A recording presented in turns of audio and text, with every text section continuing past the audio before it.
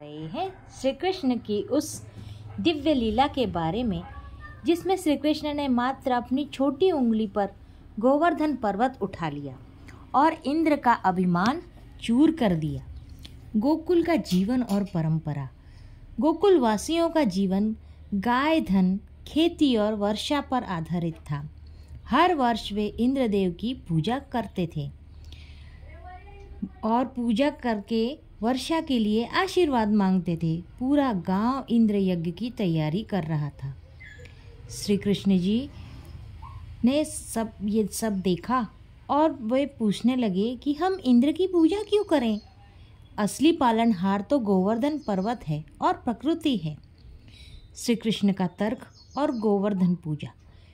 कृष्ण ने गोकुल वासियों को समझाया, गायों को चारा पर्वत देता है, पानी झील और नदियाँ देती हैं, फल फूल अन्न सब धरती और पर्वत से मिलता है।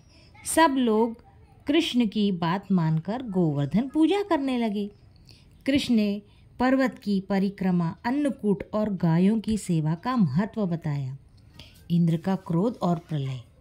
इंद्र को यह बात अपमान लगी।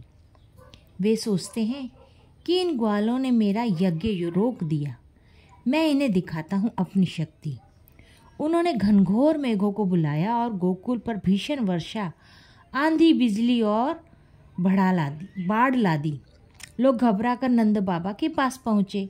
गोवर्धन पर्वत श्री कृष्ण द्वारा उठाना। श्री कृष्ण मुस्कुराए और बोले, श्री कृष्ण बोले, डरिए मत, मैं हूं ना आपके साथ। उन्होंने अपनी छोटी कनिष्ठिका उंगली से गोवर्धन पर्वत को उठा लिया।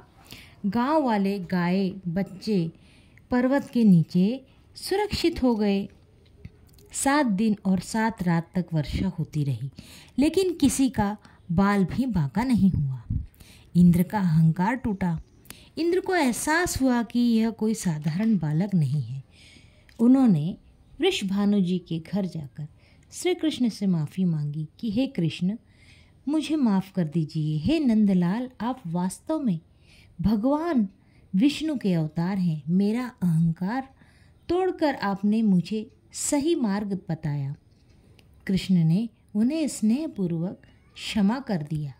कहानी का सारांश है कि हमको ये 3 बड़ी सीख देती है कहानी में कि अहंकार और अंत निश्चित है, चाहे वो देवता का ही क्यों ना हो। प्रकृति की पूजा करो।